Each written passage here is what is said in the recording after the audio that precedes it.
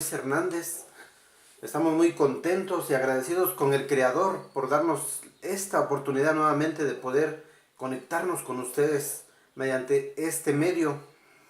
Y quisiera comenzar no sin antes saludar a mi hermano Juan Carlos, que nos observa desde allá, desde España, y le pone like a nuestros videos. Que Dios te bendiga grandemente, mi hermano, y a toda tu familia. A mi hermana Nuri López, ahí en Tehuacán, Puebla, a toda su querida familia, mi hermano Marcos. Bendiciones para ustedes, a Angélica, a Ana, a Ceci, que también observan los videos. Y pues esperamos que sean de edificación para sus vidas. Y espero que también puedan compartirlo, ¿verdad? Con sus conocidos ahí en las redes sociales. Ya que esto lo hacemos para darle la gloria y la honra al Señor. Para dar a conocer su palabra bendita, ese mensaje de salvación que el Señor dejó escrito en un libro llamado la Biblia, que si bien fue escrita por hombres, pero sabemos que fue inspirada por el Espíritu de Dios, el Espíritu Santo, el Ruach HaKodesh, dice en hebreo. Bueno, pues sin más preámbulos, quisiera compartir contigo un momento de reflexión en la palabra de Dios con el tema: no sea como yo quiero, sino como tú. Quizás te preguntarás a qué se refiere con esta pregunta. Ahora entenderás. Ahí en el libro de Filipenses quisiera comenzar con este texto. Filipenses capítulo 2 versículos 5 al 7. Si puedes seguirme ahí en la lectura con tu Biblia, sería mucho mejor.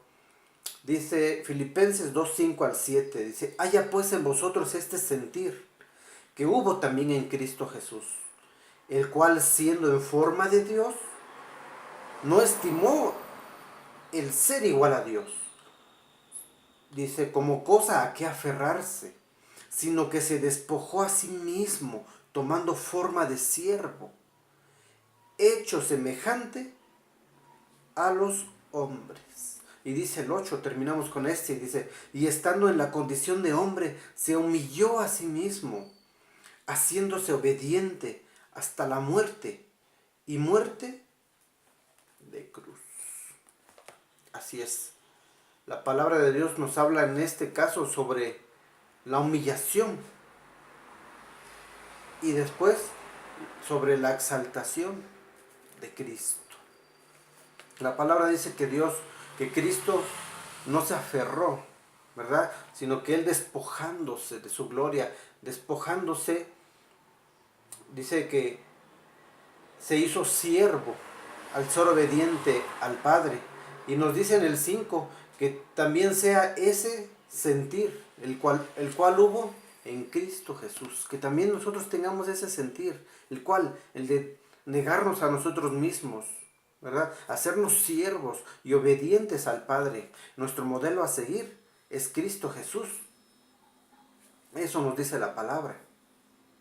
Ahora vamos entendiendo el tema. No sea como yo quiero, sino como tú. Esas fueron las palabras que dijo nuestro Señor Jesucristo allí en el Getsemaní. Cuando el Señor dijo estas palabras: Señor, si es posible, pasa de mí esta copa. Dice otra versión: esta copa de amargura, pásala de mí, Señor. Pero que no sea como yo quiero, sino como tú. Es ese el sentir que nos dice la palabra de Dios que debemos tener. No como nosotros queramos, sino como Dios quiere. Es fácil ser obediente cuando todo va por el camino que queremos. Cuando todo va bien, es fácil. Cuando Dios nos da el deseo de nuestro corazón, lo recibimos con mucha alegría, ¿verdad? Y somos obedientes al Señor. Sin embargo, ¿qué hacemos cuando las cosas no suceden así? ¿Cómo reaccionamos cuando los planes del Señor parecen diferir de los nuestros? Ahí está la diferencia entre el ser obediente y desobediente. ¿Cómo reaccionamos? La obediencia es mejor que el sacrificio. Así es. vemos en la Biblia un ejemplo muy claro. Ahí en Primera de Samuel vemos la historia sobre el levantamiento y la caída de un hombre llamado Saúl. Aquí vamos a ver parte del relato, cómo él fue levantado como rey, pero también cómo fue su caída como rey de este pueblo de Israel y el motivo de su caída. Vamos ahí al libro de Primera de Samuel, capítulo 15, versículos 1 al 3. Dice así la palabra de Dios. Cierto día Samuel, el profeta Samuel, le dijo a Saúl, Saúl siendo rey de Israel: el Señor me envió para ungirte como rey de su pueblo Israel. Escucha ahora las palabras del Señor. Esto dice el Señor del universo: he decidido pedir cuentas a Amalek por todo lo que le hizo a Israel, cerrándole el paso cuando subía de Egipto. Por tanto, ataca a Amalek, consagra sin miramientos al exterminio todas sus pertenencias y mata a hombres y mujeres, muchachos y bebés, vacas y ovejas, y camellos y asnos.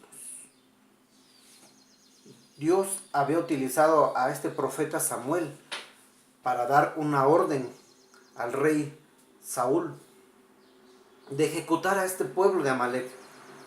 Nos dice la palabra por qué.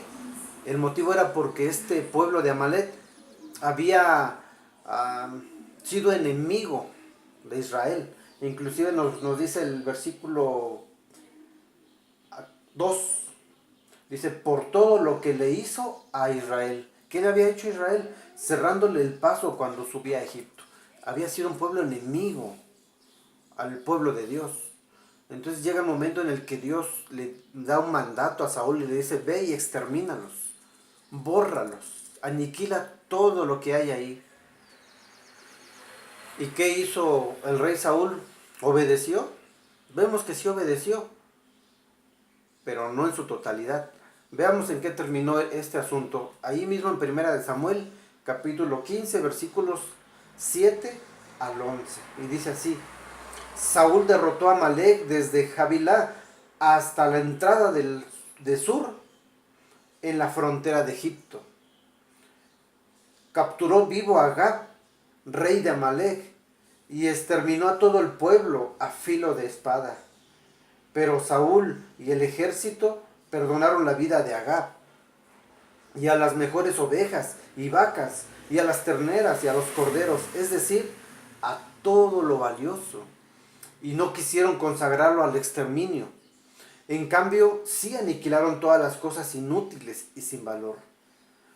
El Señor, hablando del Creador, dirigió a Samuel este mensaje: me arrepiento de haber elegido rey a Saúl, pues me ha vuelto a la espalda, y no ha cumplido mis órdenes.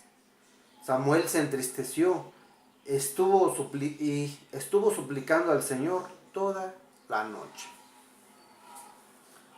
Vemos que Saúl efectivamente había ejecutado la orden de Dios, pero no en su totalidad. Aquí este relato nos menciona que Saúl fue y exterminó al pueblo, pero perdonó la vida del rey de Amalek, este rey llamado Agag. Dice que no solamente él, sino el pueblo le perdonaron la vida. Y también dice que también tomaron de lo mejor de las ovejas, las vacas, las terneras y los corderos. Es decir, lo que era más valioso no lo exterminaron. Y lo que era de menos valor, eso sí lo aniquilaron. Pero ¿cuál había sido el mandato de Dios? Aniquilar todo. Tenían que haber aniquilado al mismo rey. Y sin embargo Saúl no lo hizo. En otras palabras, muchas veces nosotros queremos o pretendemos ser más buenos que Dios. Y muchas veces decimos: Señor, sí te obedezco en esto y en esto, pero creo que estás equivocado en este caso. Haré lo que creo que es mejor. y no estamos obedeciendo a Dios. Estamos haciendo lo que nos parece. Aquí en el Antiguo Testamento, en aquellos tiempos antiguos, Jehová o Dios era un Dios, se manifestaba, ¿verdad? De una manera poderosa. Y aquellos que eran enemigos del pueblo de Israel, los desaparecía, porque Dios protegía a su pueblo, al pueblo escogido. Entonces fue como le pidió a Saúl que aniquilara a este pueblo, pero Saúl no obedeció las órdenes de Dios en su totalidad. Y esto es tan fuerte que ahí en el libro de Jeremías 48:10, Dios se expresa de una manera tan fuerte que dice la palabra: maldito el que sea negligente para realizar el trabajo del Señor. Esto nos dice Jeremías. O sea que había una maldición sobre aquel que no ejecutaba, que no obedecía, que era infiel a Dios.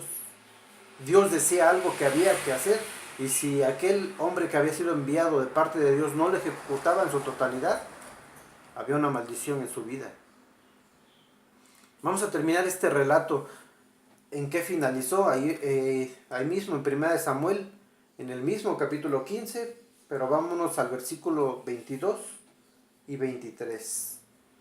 Dice así: Samuel respondió, el profeta: ¿acaso el Señor valora más los holocaustos y sacrificios que la obediencia y su palabra? Que la obediencia a su palabra. Mira, la obediencia vale más que el sacrificio, y la docilidad más que la grasa de carneros. En cambio, la rebeldía es como el pecado de espiritismo, y la arrogancia como el delito de idolatría. Puesto que has rechazado la palabra del Señor, Él te ha rechazado como rey. El rey Saúl, al desobedecer a Dios, al no ejecutar completamente lo que Dios le había mandado, le había dado la espalda a Dios. Y Dios entonces le dice a Saúl mediante el profeta Samuel que lo había ya rechazado como rey. Recordemos lo que nos dice el versículo 11 de este capítulo: me arrepiento de haber elegido rey a Saúl. Es fuerte. ¿Sí? ¿Y en qué terminó? Que Saúl este rey fue desechado por Dios. Perdió su gobierno como rey. Y no solamente eso, sino que terminó, a la palabra nos menciona que terminó el mismo rey acabando con su propia vida.